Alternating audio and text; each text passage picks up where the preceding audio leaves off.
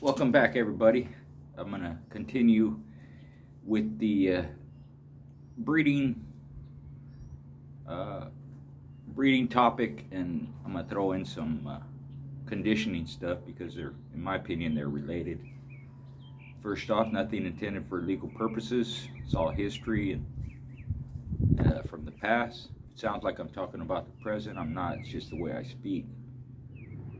All this stuff was established many years ago, and like always, I speak on my own experience and the experience of others that proved to be good breeders, good conditioners, good dogmen.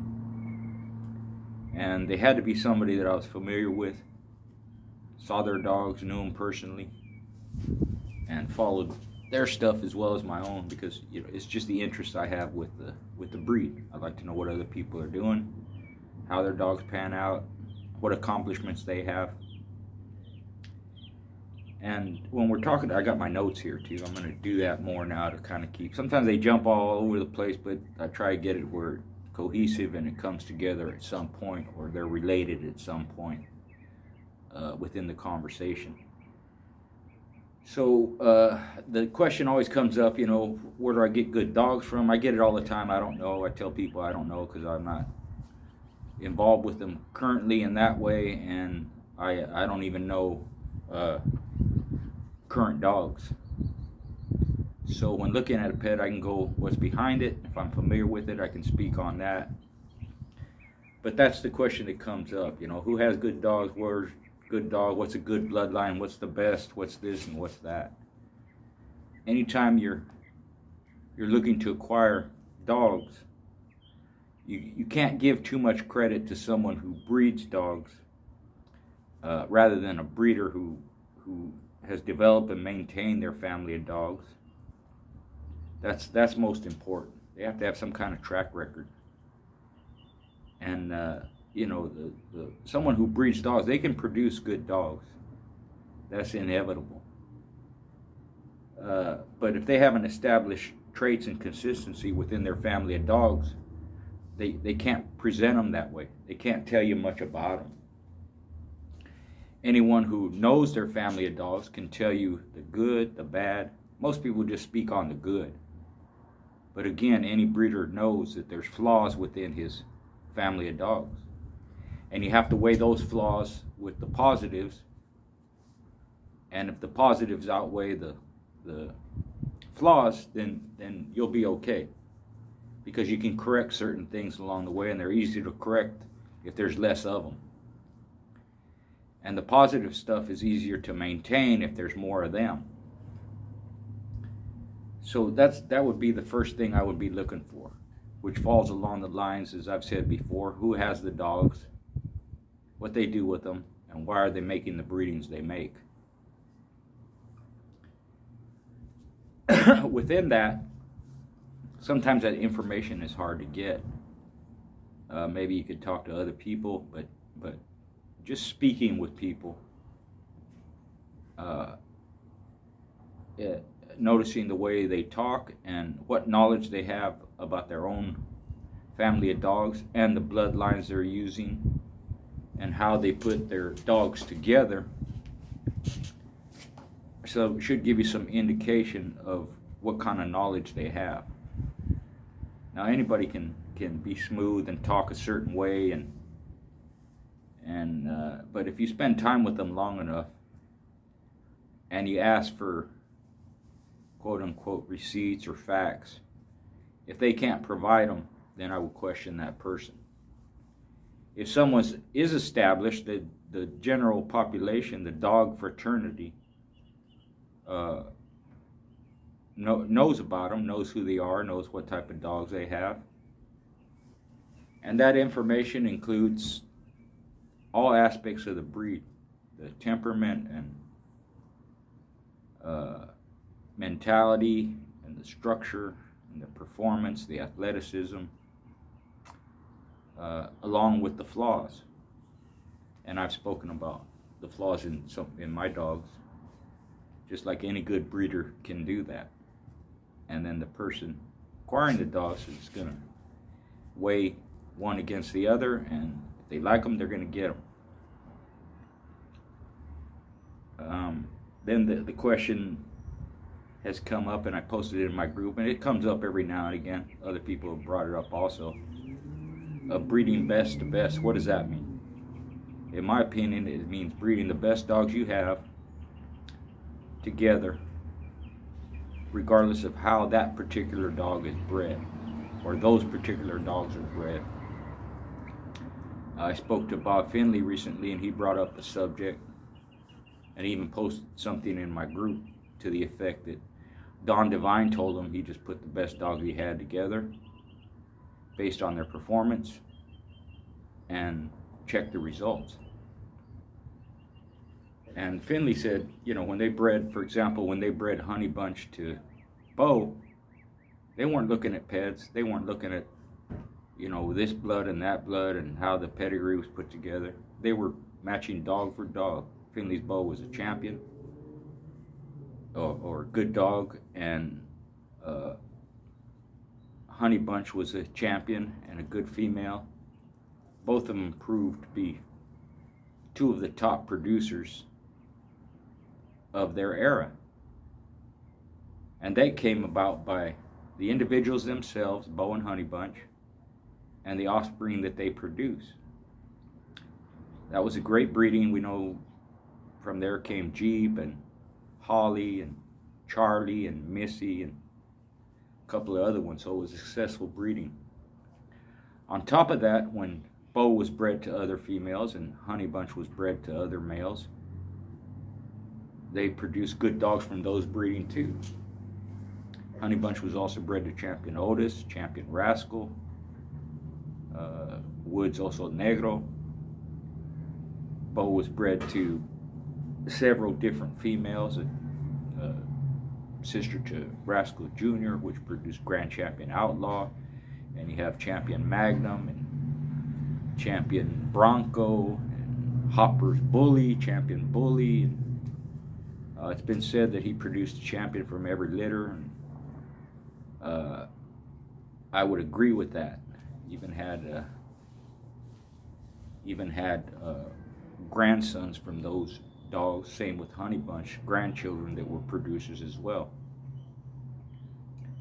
So that's first and foremost. You should base your decisions on the individuals in front of you. Pedigree comes later. Pedigree doesn't matter if the dogs themselves aren't worthy of being bred or didn't pan out. So to me, that's what best to best means. It could be the best inbred dogs you have. And if you haven't bred the dogs before, let's say you have a litter and it's their first breeding you're making, you have a litter where most of them worked out. Two things: it's going to be your personal preference of which ones you want to breed, and maybe all, but you're going to have a preference of one over the other, male or female. And the second thing is going to be what are you going to breed them to? And within that,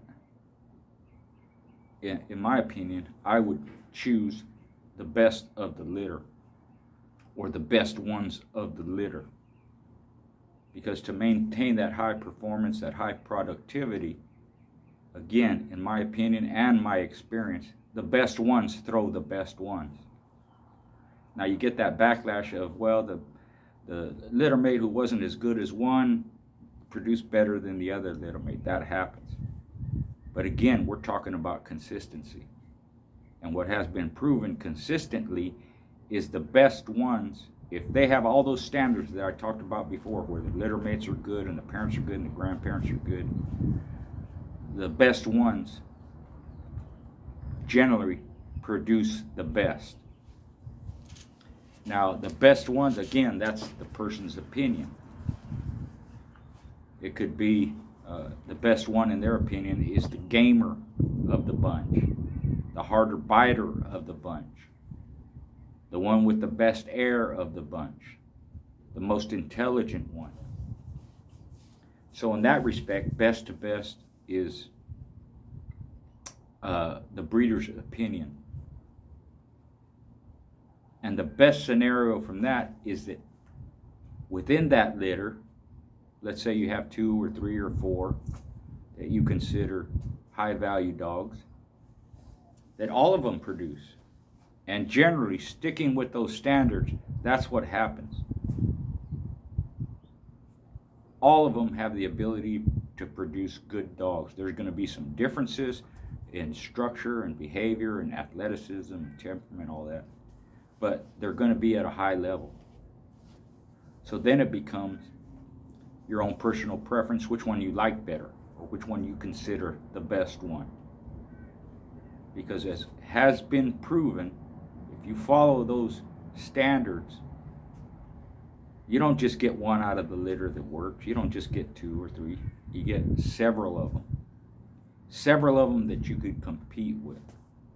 And you see that in a lot of what's considered top-notch litters, like Boda Honey Bunch, like Bully Son to Mendocino, like Zeke to Black Widow, or Daibo to Black Widow, or Spike to Black Widow, or Stompanato to Arts Missy, or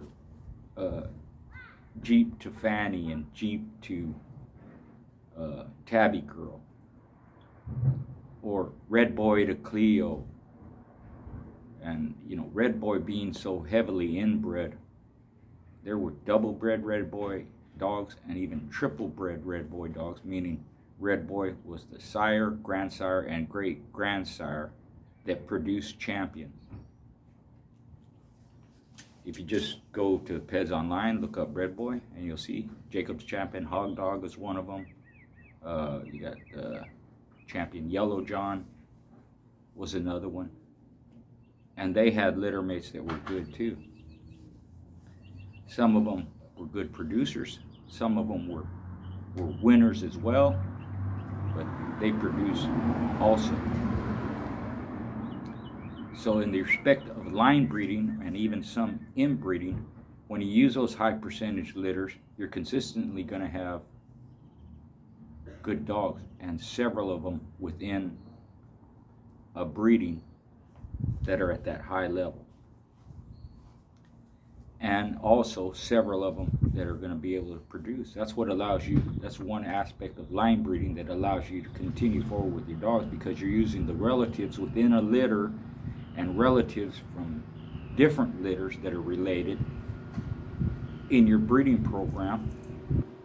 So you have a bunch of family breeding to produce these dogs that you want. And therein is the consistency. Because they're related, because they have the same background, because they have the same style and the same traits, they're going to throw similar things. There's going to be some differences. And people seem to concentrate on all these differences and all these negative stuff. To me, it sounds like a defeatist attitude. Well, what about this didn't work? And what about that? And what about that one grand champion that didn't produce and this and that? That happens. And I've explained those reasons why it happens. But how do you get to the other side where now you have a bunch of dogs that produce and a bunch of dogs, speaking of the past, that you could compete with? They're litter mates. One may be more famous than the other or more well known, but it doesn't take away from his brother or sister that were equally successful in competition. Everybody knows who Andy Cap was. He's got a brother, I think his name is Calvin. He's a champion also. Everybody knows who Snaps was, Grand Champion Snaps off of Andy Cap. He has litter mates that were winners. Now sometimes you don't hear about them because somebody's using it for their own self. They're not out there. They weren't out there, they weren't popular. They didn't let those dogs out of their yard. Meaning you may be able to go breed to Grand Champion Snaps, but you might not be able to breed to his brother. It doesn't take any away from the brother, he's just not as well known and not as many of his offspring is out there. But someone who had,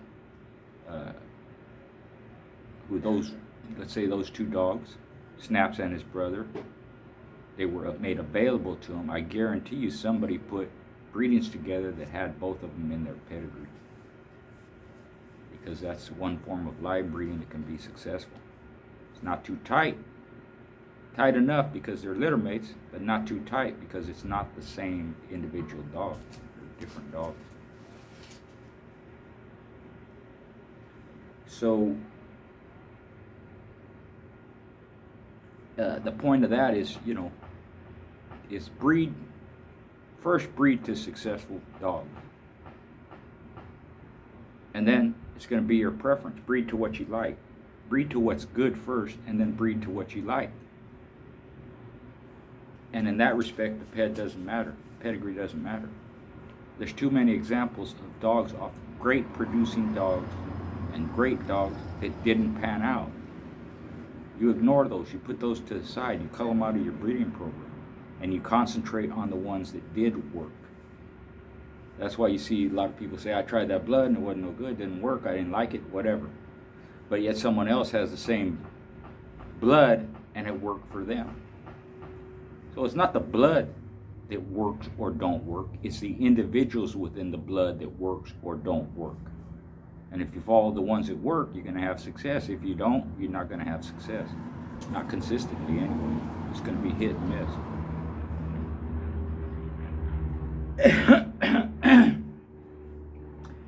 So where it comes to in the performance part, where the conditioning comes in, again, that conditioning is reflective of the breeding of the individuals you're using, or the quality of the individuals you're using. Because all those traits that we talk about, those good traits, as related to a performance animal, is what makes that animal have the ability to perform. So within that comes conditioning. That's where the air and endurance and mouth and all that stuff come from. That's directly related to their breeding. The breeding in their past, up close and to a certain extent farther back, at least to the great-grandsire and great-granddam. If you just take it back that far and you're filled with performance animals and producing animals, there's a good chance that you're going to get the same thing, and then you can improve on those individuals up front. So, for example, in today's time, I've seen videos of dogs working extremely hard. And as it relates to my past, it reminded me of how I was conditioning my dogs during their peak workouts. These dogs are humping it, they're pushing it, they're working hard. They would not be able to do that if they didn't have good breeding behind them. You can't just take a regular old dog, or a dog whose family history is nothing, no athleticism, no function, and put them through that and have them be okay at the end. Because they have to be able to recoup from them hard workouts. They have to be able to show the benefits of what those hard workouts did. And you have to be able to put that into some kind of use. In today's time, it's legal sports and hunting and lure course and all that stuff. But even using them in those functions is directly related to what was done with them in the past. And when you have your program and you know, these people, you see them talk about conditioning, myself included, and they're telling you what they did. They're giving some, you know, information, maybe not all, but any time you do that,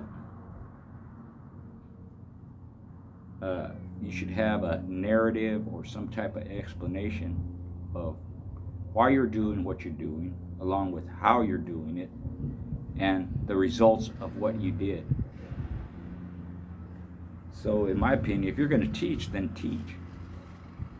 But if you don't have the understanding of conditioning and you don't have the experience of having done it a bunch of times, and you don't know what you're doing, you really can't teach anyone. And you have to be able to speak so that people understand what you're talking about. And you have to be able to be criticized or ask questions about what you mean, or maybe they give a different view, or they give their point of view or their experience, and there has to be that debate or that conversation. There's a lot to being a teacher, or a mentor as people call them, and it's your responsibility, if you're going to take on that role, to be able to fully explain yourself and give examples of what you did and how you did it. So you see those hard workouts, and you know, if it was me doing it, I would explain at what stage during the keep or the conditioning program I'm at while I'm doing these workouts. Now, some of the things from the past have changed in the present time, where instead of having long, hard, drawn-out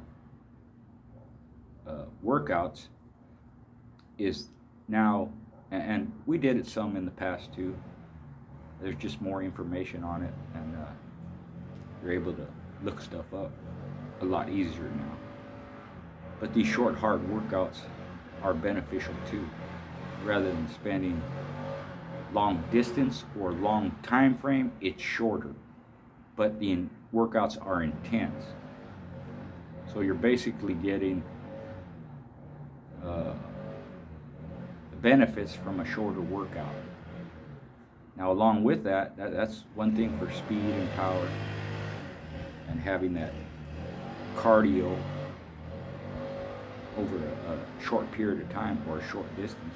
But you still need the endurance side of it. They still need to have that ability in the long run to still be on the fresh side and not be played out.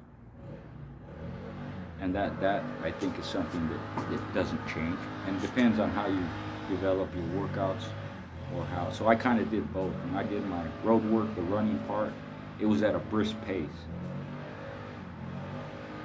and that pace changed over distance. Start out fast, they slow down, they pick it up, slow down, pick it up, because I looked at everything as I'm being in a competition. So how does a show go, for example? You want them to start out quick, you want them to have a good fast pace. I did anyways. And then they're going to have to catch their breath, but they're still going to have to be able to continue to perform during those downtime. Once they catch their breath, they got to pick up the pace again, continue forward. Depending on how it goes, you might be there 20 minutes, 30 minutes, 50 minutes, an hour, 2 hours, or longer.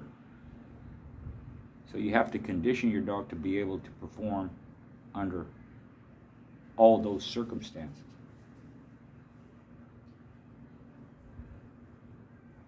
So, in my opinion, if you're not explaining where you are during your keep, as you're showing these videos, or as you're talking about conditioning, one example would be if you're doing them hard workouts. That's great, but would you do that the day before a show? I wouldn't. I would have backed off on that a long time ago. And no athlete in any genre that I know of would do that. No one would work that hard and burn themselves out that much that close to an event. So that should be made clear. You know, there has to be a process to a keep. And as I did, you can develop your own. And you can take information from others to help you do that. Or you can be schooled by someone on how to do that. And my advice, if you're being schooled by someone, I would do exactly what they say and check the results. I wouldn't change anything. If after you've learned that person's keep or that particular way to do a keep. If you want to add to it, or you want to take some parts of it out, or you want to do things a little different, then practice that as well. And then you can show the results of the changes you made. And if it improves it, I would keep that stuff in there. If it doesn't, I would keep it out. So that's what I mean when I say there has to be a process to a keep. Now, a lot of times I've said, you know, you have to start off slow and then build up. When I say that, what I'm speaking about is the time frame involved or the distance you're using. It doesn't have to be a slow workout. Or it can, depending on how you do your keep.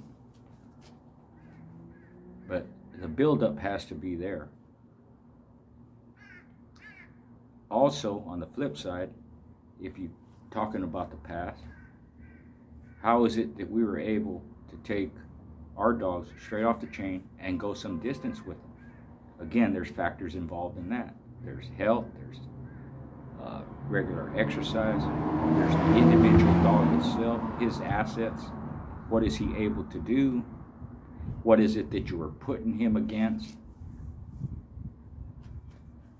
You know, in a weight pool, if a dog, dogs are naturally strong, pit bulls are naturally strong. And if you keep them healthy and regular exercise, and their weight, they're not obese or too heavy, they can go out and perform weight pull perfectly fine. But when you get to the end of it, in terms of conditioning, they need some type of keep, because that's where that endurance comes in. It's not just it's a short event. It's whatever the distance weight pull is. I forgot that the pad is 30 feet or 10 yards or whatever it is, right? But they have to do that repeatedly. So as you do that repeatedly, the dog's gonna get more tired and more tired. But the better in shape he's in, the less tired he's gonna be. And towards the end of the event, he's pulling more weight than he was when he first started out. So you have to take that into consideration. That's where you get the term, he was stronger at the end than he was at the beginning. Because he spent more time pulling this weight, and he's pulling more weight than when he started out with, and he's able to do it. Well, even though it's a different thing, that's kind of how I looked at it in my keep back in the day. I wanted them to finish strong, finish fast. So that's the way I did my workouts. Started fast, had that up and down, back and forth, recoup, speed up, back like that. But at the end of the keep, I always hit them as hard as I could, as much as they could take, without overdoing it on the down stretch, or on the home stretch as they call it. And then after that's done, they still have to have enough left where they're willing to do more work, where they want to do more work. They're not, in their mind, they're not finished yet. They'd be perfectly fine going out there and running another 5 miles. That's when I would pull them back. If anything deviated from that, I pushed them too hard, and they needed more rest. But as you go through that process, you know where their breaking point is, where you're not going to push them too hard. Even though it's a hard workout, even though they're pushing some limits, you're not overdoing it. You're backing off because of your experience, what you saw before and how you've screwed up before, tells you at this point, I need to stop. And once you learn that, that's where you have that ability where your dog can perform whatever task it is and for whatever length of time it is. And if it's a short length of time, he looks very impressive doing it. Very little expenditure, very little fatigue, it's not overheated. He went in, got the job done, got out, it's over. That could be a treadmill race, it could be a wall climb. They're still fresh at the end. Not as fresh as when they first started, but fresh enough to where they're not laid out and played out and beat up and can't breathe. It's all part of conditioning. And again, the breeding that's behind them has a lot to do with the dog's ability to perform those type of tasks. That's part of the consistency you're looking for as well. Those are part of the family traits you're looking for as well. Are they able to perform these tasks? Are they able to be pushed to some limits? Are they able to rise above and beyond because they have the fortitude and the constitution and the soundness and the durability and the endurance to be able to do that? That's all part of a breeding program. No matter what breed of dog it is or what animal it is, if it's a working or sporting animal, they have to fall into those parameters at some point. And it all comes from breeding.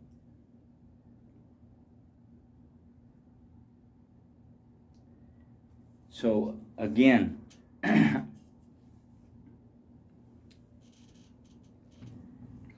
if a breeder can't tell you the parameters of his family of dogs, the traits of his family of dogs, if he doesn't have the experience to do so and he doesn't have the results to prove it, it's all smoke and mirrors.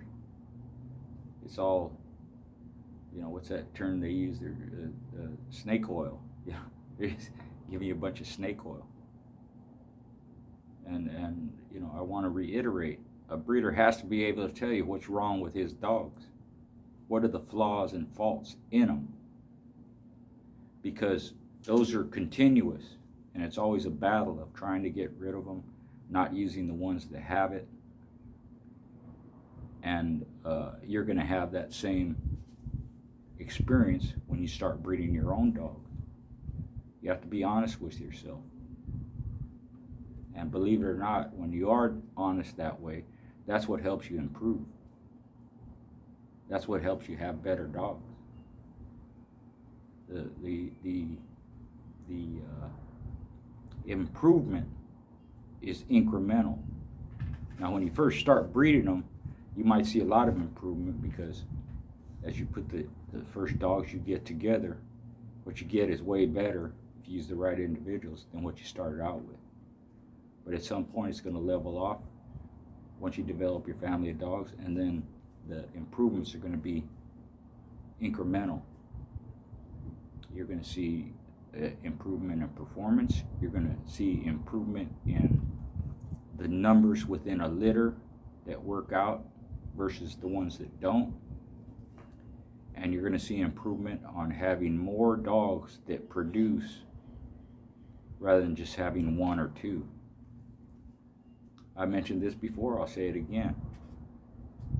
Successful breeders and competitors,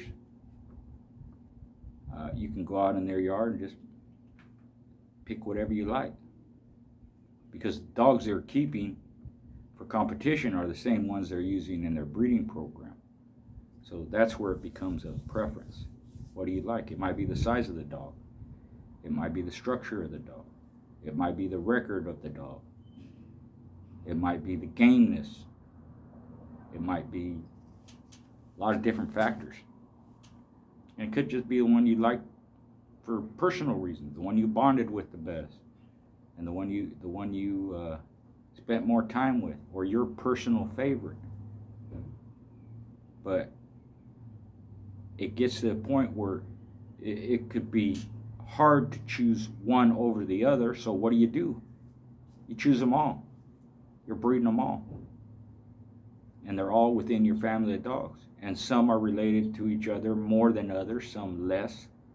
That's where your crosses become important, and your loose line breedings, and also your tight breedings, tight line breedings, and your inbreedings.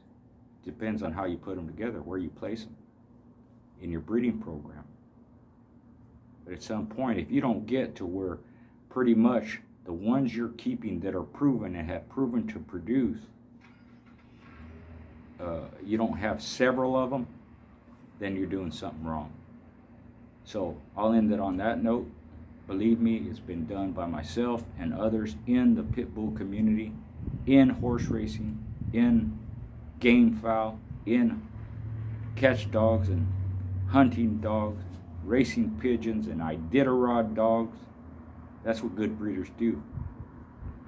And in my opinion, good breeders and competitors do it better. You're both one and the same. So with that, I'll leave you with this. Thanks for listening. Thanks for all your support. We'll talk soon.